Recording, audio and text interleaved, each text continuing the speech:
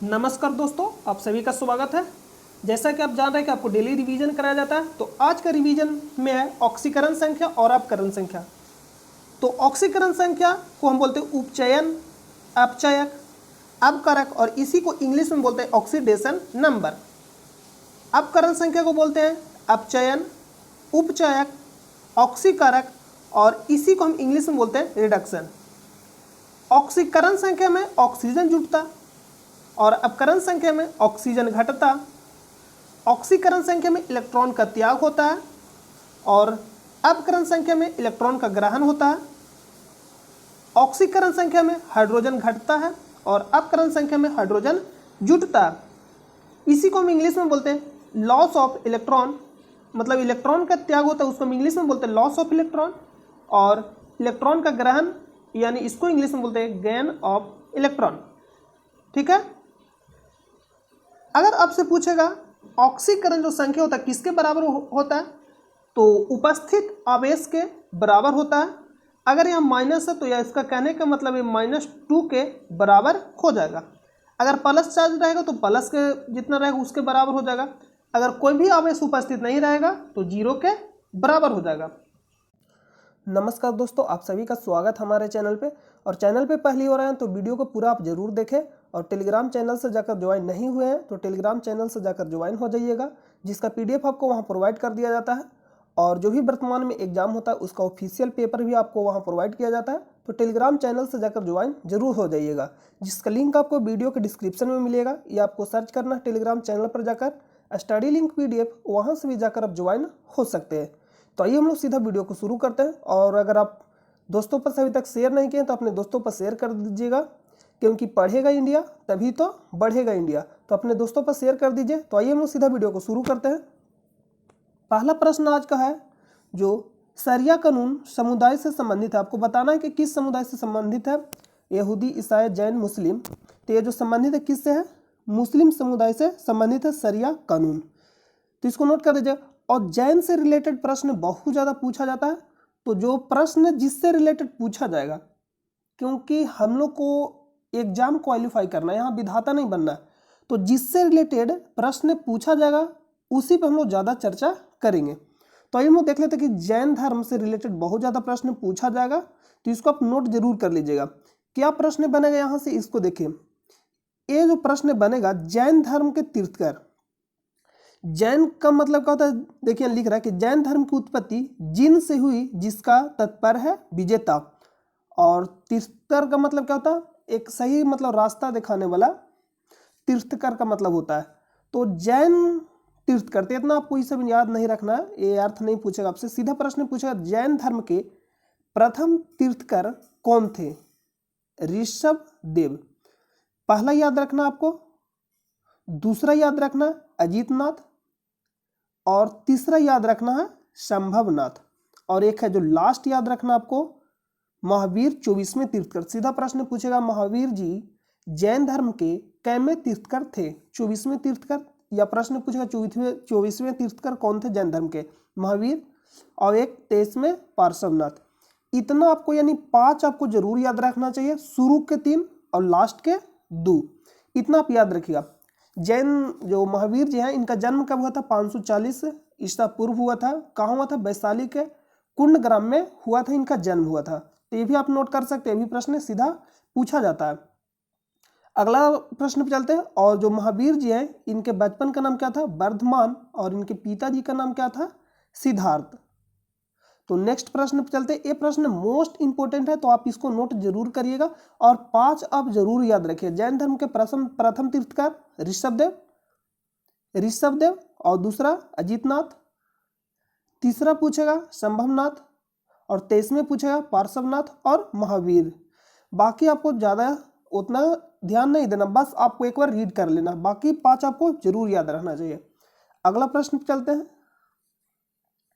Next जो प्रश्न है, प्रथम लोकसभा चुनाव कब आयोजित किया गया था। ये सब जो प्रश्न है ना, मोस्ट इंपोर्टेंट प्रश्न है, यानी ये आपको सभी एग्जाम में देखने के लिए मिलेगा, बार बार ये सब प्रश्न है। तो आप इसको आप जरूर नोट करिए, क्योंकि ये सब जो प्रश्न है रियल प्रश्न यानी ऑफिशियल पेपर प्रश्न है, ये हम कहीं से टाइपिंग नहीं करते हैं ये कहीं से हम इसको बनाते नहीं है, ये ऑफिशियल पेपर का प्रश्न है, एनटीपीसी में पूछा गया प्रश्न है, तो आप इसको नोट करिएगा। प्रथम लोकसभा चुनाव कब आयोजित किया गया था? 1951 से 52। ऑप्शन में अगर 1951 भी कभी कभी देता तो इसको भी आप नोट कर लीजिएगा 1951 में, तो इसको नोट कर ले 1951 से 52। और प्रथम संविधान संशोधन भी कब हुआ था? 1951 में ही। तो 1951-52 प्रथम लोक चुनाव आयोजित किया गया था। अगला प्रश्न चलते हैं। मानव के आमाशय में कौन सा अम्ल उत्पादन होता है यानी उत्पन्न होता है? हाइड्रोक्लोरिक अम्ल। इसका सूत्र क्या होता है? HCl। सीधा प्रश्न पूछा, हाइड्रोक्लोरिक अम्ल का सूत्र क्या होता है? HCl। और ये कहाँ पाया जाता है? आमाशय यानी स्टोमच। तो ये आमाशय में क्या करता है? जो हम लोग भोजन खाते हैं तो ये पचाता कौन है? तो हाइड्रोक्लोरिक अम्ल। जो गैस का बीमारी है इसी के कारण से होता है, क्योंकि अगर आप भोजन टाइम पे नहीं खाइएगा तो गैस का बीमारी आपका बढ़ जाएगा, यानी गैस का जो बीमारी है इसी से रिलेटेड है। ये क्या होता है? भोजन जो हम लोग खाते हैं उसके जस्ट आधा घंटा पहले ये हाइड्रोक्लोरिक अम्ल का क्या होता है? शराब होता है। क्यों? भोजन को पचाने के लिए। अगर आप टाइम पे भोजन नहीं खाइएगा तो ये क्या करेगा? प्रभाव, मतलब जो ये आपका पेट है उसको क्या करेगा? धीरे धीरे प्रभाव पहुंचाना मतलब शुरू कर देगा, इफेक्ट पहुंचाना शुरू कर देगा। तो इससे क्या होता है? नुकसान आपको होगा और यही कारण बनता है गैस का बीमारी। तब इसको जरूर फॉलो करिएगा, यानी टाइम पे आप भोजन जरूर करिएगा। खाना जरूर नहीं है, यानी टाइम पे आप जो भी टाइम में खाते हैं आप डेली उसी टाइम, मतलब एक आध दो दिन चल सकते हैं, लेकिन डेली करिएगा तो नुकसान हो जाएगा। साइट्रिक अम्ल नींबू में पाया जाता है। सल्फ्यूरिक अम्ल या बैटरी अम्ल के नाम से इसे जाना जाता है, तो इसको आप नोट जरूर करें, H2SO4। सीधा सूत्र भी पूछेगा। लैक्टिक अम्ल दही में पाया जाता है, तो इसको भी नोट कर लीजिएगा। अगला प्रश्न चलता है। नेक्स्ट प्रश्न है, प्रसिद्ध वाघा बॉर्डर कहाँ स्थित है? और एक किस जो NH2 है कोलकाता से दिल्ली, इसी पे स्थित है प्रसिद्ध वाघा बॉर्डर। ये स्थित कहाँ? पंजाब के अमृतसर में। तो इसको नोट कर लीजिए, ऑप्शन नंबर सी इसका राइट आंसर हो जाए। जयपुर को क्या बोलते हैं हम लोग? पिंक सिटी के नाम से जाना जाता है। जयपुर को पिंक सिटी के नाम से जाना जाता है। और ये जो जयपुर है, जयपुर को कब शामिल किया गया था यूनेस्को में? यूनेस्को के विश्व धरोहर स्थल में इसको कब शामिल किया गया था? भारत के दो मात्र शहर है अहमदाबाद और जयपुर, जिसको कहाँ शामिल किया गया? यूनेस्को के वर्ल्ड हेरिटेज सिटी में। ये भी नोट कर लीजिएगा। और इसको पिंक सिटी के नाम से जाना जाता है। और ये कहाँ स्थित है? राजस्थान में। कश्मीर आप जान ही रहे, अहमदाबाद। अभी आपको तुरंत बताएं यहाँ कहाँ हो जाएगा? गुजरात में। नेक्स्ट है, देखिए यही आपका वाघा बॉर्डर। 1992 में UNCED में वैश्विक नेताओं द्वारा इनमें से किस एजेंडा पर हस्ताक्षर किए गए थे जो वैश्विक सतत विकास ग्लोबल सस्टेनेबल डेवलपमेंट को प्राप्त करने से संबंधित है? एजेंडा 27, 32, 23, 21। तो इसका नाम क्या है? Agenda 21। Option number A right हो जाएगा। 1992 में क्या हुआ? इसको नोट कर ले, जो यहाँ से प्रश्न बनेगा, सीधा प्रश्न बनेगा। प्रथम पृथ्वी सम्मेलन कब हुआ? 1992 में कब हुआ था? प्रथम पृथ्वी सम्मेलन सीधा प्रश्न पूछेगा कब हुआ? 1992 में। कहाँ हुआ? रियो डी जेनेरिया, ब्राजील के रियो डी जेनेरिया में शहर का नाम है, ब्राजील का शहर है। कब हुआ था? 1992 में। प्रथम पृथ्वी सम्मेलन कितने देश शामिल हुए? 172 देश। तो ये आपको डेट याद रखना चाहिए। प्रथम पृथ्वी सम्मेलन कब हुआ, कहाँ हुआ, ये याद रखना चाहिए। इसके पश्चात 2002 में दक्षिण अफ्रीका के शहर जोहान्सबर्ग में पृथ्वी सम्मेलन का आयोजन किया गया। ये भी सीधा प्रश्न पूछेगा 2002 में कहाँ हुआ? तो दक्षिण अफ्रीका के जोहान्सबर्ग में हुआ था। और ये क्या था? इससे संबंधित का आयोजन पृथ्वी सम्मेलन का आयोजन करके संसार के सभी राष्ट्रों को पर्यावरण संरक्षण पर ध्यान आकर्षित करने के लिए जोर दिया गया था। और एक है 1997, जिसको हम किस नाम से जानते हैं? Kyoto protocol. क्योटो प्रोटोकॉल किससे संबंधित है? से प्रश्न पूछेगा कब हुआ था? 1997 में।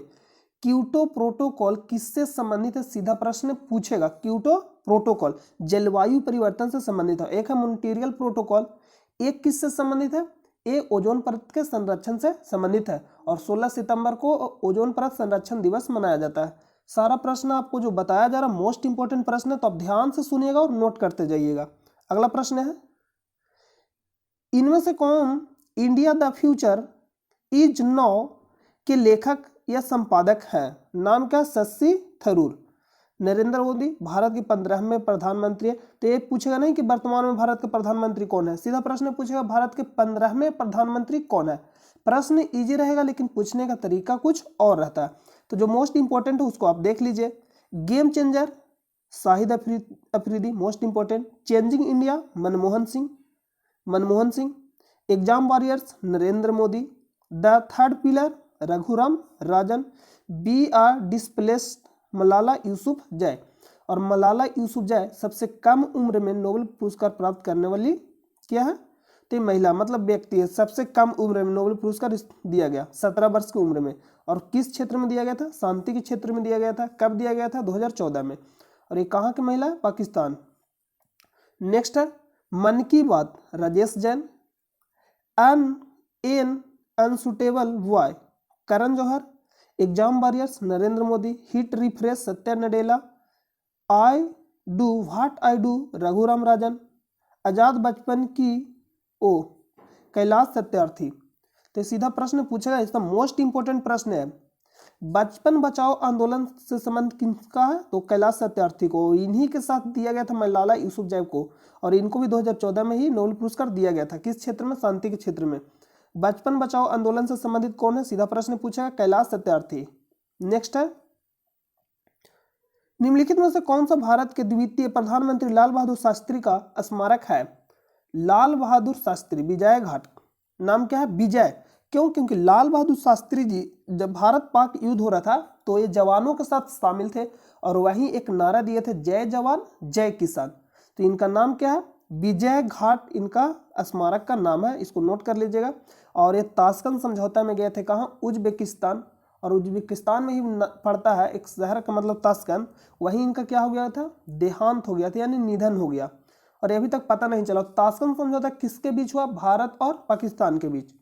तो जो इंपॉर्टेंट स्मारक है उसको नोट कर लीजिए। राजघाट महात्मा गांधी, ये आपको याद रहना चाहिए। जवाहरलाल नेहरू शांतिवन भारत के प्रथम प्रधानमंत्री थे। लाल बहादुर शास्त्री विजय घाट। इंदिरा गांधी शक्ति स्थल। मोरारजी देसाई अभय घाट। चौधरी चरण सिंह किसान घाट। और राजीव गांधी वीरभूमि। डॉक्टर राजेंद्र प्रसाद भारत के प्रथम राष्ट्रपति महाप्रयाण घाट। और जगजीवन राम समता स्थल। बी आर अम्बेडकर चैता भूमि। ज्ञानी जेल सिंह एकता स्थल। और शंकर दयाल शर्मा कर्म भूमि। ये सब आपको याद रहना चाहिए, जो मोस्ट इंपॉर्टेंट है। सारा ही मोस्ट इंपॉर्टेंट है, ज़्यादा नहीं है, 14 है तो 14 में से आपको 10 से मैक्सिमम आपको याद रहना चाहिए, तो आप एलिमेंट कर सकते हैं। अगला प्रश्न चलते हैं। कैश मेमोरी कहाँ स्थित होती है, CPU central process unit. RAM, इसको हम लोग प्राइमरी मेमोरी बोलते हैं, जिसको प्राइमरी मेमोरी दो प्रकार का होता है। एक दो प्राइमरी मेमोरी में कौन कौन शामिल है, रैम एक रोम। रैम और रोम, एक होता है रीड ओनली मेमोरी और एक होता है रीड एक्सेस मेमोरी। एक होता है ROM, एक होता है RAM। तो इसको नोट कर लीजिएगा। मॉनिटर जो डिस्प्ले होता है उसको हम लोग बोलते हैं मॉनिटर, जिसपे हम लोग देखते हैं कंटेंट, जो भी मतलब हम लोग बनाते हैं उसी को बोलते हैं मॉनिटर। तो इसका राइट आंसर का जो ऑप्शन नंबर बी। नेक्स्ट है हल्की और अज्वलनशील होने के कारण डॉट गैस का उपयोग गुब्बारों को उड़ाने के लिए किया जाता है। हीलियम को उपयोग किया जाता है। नियॉन इंडिकेटर में इसका उपयोग किया जाता है। सीधा प्रश्न पूछे। ऑक्सीजन जलने में मदद करता है लेकिन खुद नहीं जलता है, ये कौन सा ऑक्सीजन है जो जलाने में मदद करता है लेकिन खुद नहीं जलता, ये भी प्रश्न पूछा गया। क्लोरीन जिसको हम बोलते हैं Cl ब्लीचिंग पाउडर बनाने में, तो इसको नोट कर लीजिए। अगला प्रश्न चलते हैं। और हीलियम नियॉन क्या है, एक अकीरिय गैस है। अकीरिय गैस किस वर्ग में है, 18 नंबर वर्ग में है। 18 नंबर वर्ग में जो भी है उसका नाम क्या क्या है, उसी को बोलते हैं अकीरिय गैस, आदर्श गैस, नोबेल गैस। ये सब प्रश्न सीधा पूछा जाता है। तो ये सब प्रश्न आपको बहुत बार कराया गया, तो आप वीडियो को शुरू से नहीं देख रहे हैं तो वीडियो को जाकर शुरू से देखिएगा। और जो भी प्ले लिस्ट में मोस्ट इंपॉर्टेंट टॉपिक है साइंस का वो भी आपको पढ़ा दिया गया। इलेक्ट्रॉनिक कॉन्फ़िगरेशन से बहुत ज़्यादा प्रश्न पूछा जाता है। ये केमिस्ट्री का मेन बेस है, यानी 20% केमिस्ट्री कवर करेगा। अगला प्रश्न चलते हैं। पचमढ़ी बायोस्फीयर रिजर्व इनमें से किस राज्य में स्थित है, मध्य प्रदेश। जिसको हम लोग शॉर्ट में क्या बोलते हैं, एमपी। तो इससे रिलेटेड क्या क्या प्रश्न पूछा जाएगा उसको नोट करिए। राजा जी कहाँ स्थित है, उत्तराखंड। जिम कॉर्बेट उत्तराखंड में। दुधवा टाइगर रिजर्व ये स्थित कहाँ, उत्तर प्रदेश। दुधवा टाइगर रिजर्व ये स्थित कहाँ, उत्तर प्रदेश। सरिस्का और केवला देव ये कहाँ स्थित है, राजस्थान। रणथंभौर राजस्थान। बांधवगढ़ कहाँ स्थित है, मध्य प्रदेश में। कान्हा नेशनल पार्क ये भी कहाँ स्थित है, मध्य प्रदेश। और पेंच ये तीनों कहाँ, एमपी में है। और गिर कहाँ स्थित है, गुजरात में। Sundarban Paschim Bangal. Chilka lake national park ये कहाँ स्थित है, उड़ीसा में। नागरहोल केरल हो जाएगा। पेरियार केरल तमिलनाडु दोनों देता है, इसको नोट करिएगा। देखिए मोस्ट इंपोर्टेंट, काबुल लमजाओ एकमात्र तैरता हुआ और भारत का उत्तर पूर्व में स्थित सबसे बड़ा है। काजीरंगा मानस असम में स्थित है। तो सब मोस्ट इंपोर्टेंट आपको याद रहना चाहिए। काबुल लमजाओ कहाँ स्थित है, मणिपुर में। और ये उत्तर भारत उत्तर पूर्व में, ये जो पूर्वी जो एरिया है इधर का, ये सबसे बड़ा है पूर्व साइड का, काबुल लमजाओ। तो अगला प्रश्न चलते हैं। असहयोग और खिलाफत आंदोलन कब शुरू किया गया। असहयोग आंदोलन कब शुरू किया गया था, 1 अगस्त 1920 को। और खिलाफत आंदोलन 1919 या 20 कहीं देता है। खिलाफत आंदोलन कब शुरू किया गया था, 1919 या 20, 1919 या 20। असहयोग आंदोलन को वापस कब लिया गया था, 1922 में। क्यों लिया गया था, क्योंकि चौरी चौरा कांड हुआ था। कब हुआ था, 5 फरवरी 1922 को। 5 फरवरी 1922 को चौरी चौरा घटना घटित हुआ, जिसके कारण से असहयोग आंदोलन को महात्मा गांधी ने क्या कर लिया, वापस ले लिया। तो प्रश्न पूछे कब से कब तक चला, तो 1920 से 1922 तक। वापस क्यों लिया गया, तो चौरी चौरा कांड हुआ था जिसके कारण से वापस ले लिए थे महात्मा गांधी। तो शुरू कब हुआ दोनों, 1920 में। 1931 गोलमेज सम्मेलन द्वितीय। 1946, 1928 मोस्ट इंपोर्टेंट है, साइमन कमीशन भारत आया। साइमन कमीशन भारत आया। साइमन कमीशन भारत आया और बनकर तैयार कब हुआ था, 1927 में। भारत कब आया, 1928 में। और 1946 कैबिनेट मिशन। Cabinet mission. अगला प्रश्न चलते हैं। इनसेट आईवी को कब प्रक्षेपित किया गया था, 1983 में। ऑप्शन नंबर क्या हो जाएगा, डी राइट हो जाएगा। अगला प्रश्न चलते हैं। 1987 मॉन्ट्रियल प्रोटोकॉल हुआ था, किससे संबंधित था, ओजोन परत के संरक्षण से। ओजोन परत संरक्षण दिवस कब मनाया जाता है, 16 सितंबर को मनाया जाता है। ओजोन किससे बना होता है, ऑक्सीजन के 3 परमाणु से बना होता है। एक पाया कहा जाता है, समताप मंडल में पाया जाता है। एक किससे सुरक्षा करता है, तो पराबैंगनी किरणों से सुरक्षा करता है। तो ये सब सारा आपको याद रहना चाहिए। ओएनजीसी इनमें से किस क्षेत्र के अंतर्गत आता है, तो ओएनजीसी का फुल फॉर्म क्या होता है, ये अगर आपको मालूम है तो आप इसका आंसर कर लीजिएगा। Oil and natural gas corporation, इसका फुल फॉर्म होता है। तो संबंधित किससे, ऊर्जा से। तो ऑप्शन नंबर क्या हो जाएगा, डी राइट हो जाएगा। ओएनजीसी भारत में कंपनी भी है, ये सीधा प्रश्न पूछा जाता है। नेक्स्ट, भारतीय संविधान के किस अनुच्छेद का तहत सार्वजनिक नियोजन के मामलों में अफसरों की समानता की गारंटी प्रदान की गई है, अनुच्छेद 16। अनुच्छेद 18 उपाधियों का अंत। उपाधियों का अंत मतलब जो भी आपको सम्मान दिया जाता है, पुरस्कार किसके तहत दिया जाता है, अनुच्छेद 18 के तहत। अनुच्छेद 15 जाति धर्म के आधार पर छुआछूत निषेध, यानी जाति धर्म पे क्या है, इस सब जाति धर्म के आधार पे जो हम लोग करते हैं भेदभाव, एक क्या है, निषेध है। तो इसको नोट कर लीजिएगा। अनुच्छेद 17 अस्पृश्यता का अंत, यानी छुआछूत का अंत। नेक्स्ट है,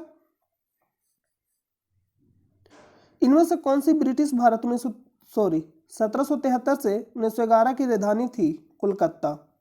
उसके बाद कहां चला गया था, दिल्ली। नेक्स्ट प्रश्न है, इनमें से कौन सा तरल पदार्थ आंत से अवशोषित वसा के ग्रहण करता है और अतिरिक्त द्रव को अतिरिक्त कोशिकीय स्थान से वापस रक्त में ले जाता है। नाम क्या है? लसिका।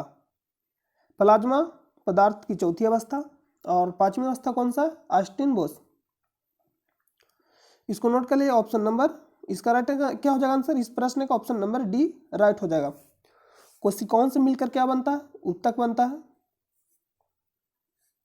अगला प्रश्न है, निम्नलिखित में से कौन सी उपग्रह सुविधा अत्याधुनिक डेटा अधिग्रहण प्रणालियों से सुसज्जित है जो विभिन्न उपग्रहों से डेटा प्राप्त करती है? इमेजियोस। नाम क्या है? इमेजियोस। ऑप्शन नंबर डी राइट होगा। इसरो का स्थापना कब हुआ था? 15 अगस्त 1969 को। मुख्यालय कहाँ स्थित है? बेंगलुरु, कर्नाटक में। वर्तमान में अध्यक्ष कौन है? के सिवान। और के सिवान को रॉकेट मैन ऑफ इंडिया के नाम से जाना जाता है। रॉकेट मैन ऑफ इंडिया किसे कहा जाता है? के सिवान को। मिसाइल मैन ऑफ इंडिया किसे कहा जाता है?